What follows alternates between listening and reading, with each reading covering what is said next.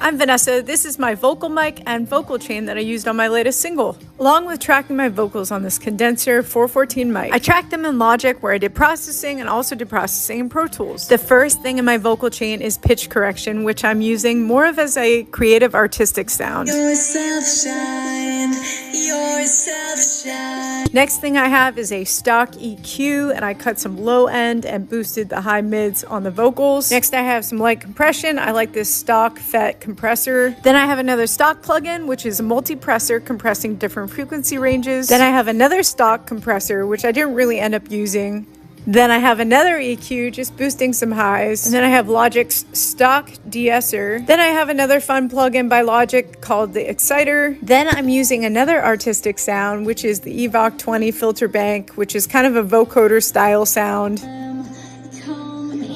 And these next plugins are simply just for gain staging when I was exporting tracks out. Then I have the vocals routed to a reverb bus. This is a stock reverb from Logic. Then I have the vocals also going to another reverb plate. Then I have them routed to another reverb. This is a stock plugin, and this is going to kind of an orchestra chamber.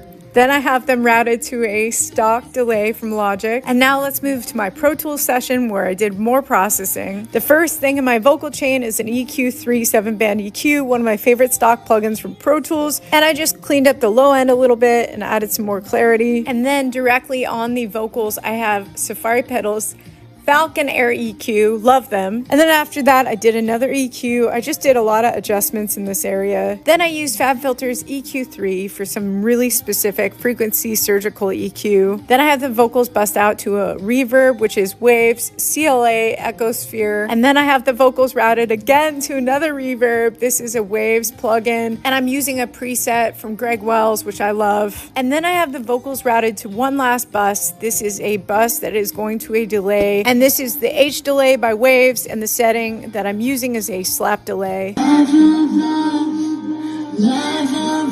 you can see, I did a lot of processing. A lot of this was about adding and then taking away, adding and then doing surgical things, and then also adding processing while I'm doing this to perfect the vocals. And making a sound is all about balance, technicalities with an artistic vision, and there's no wrong way to get there.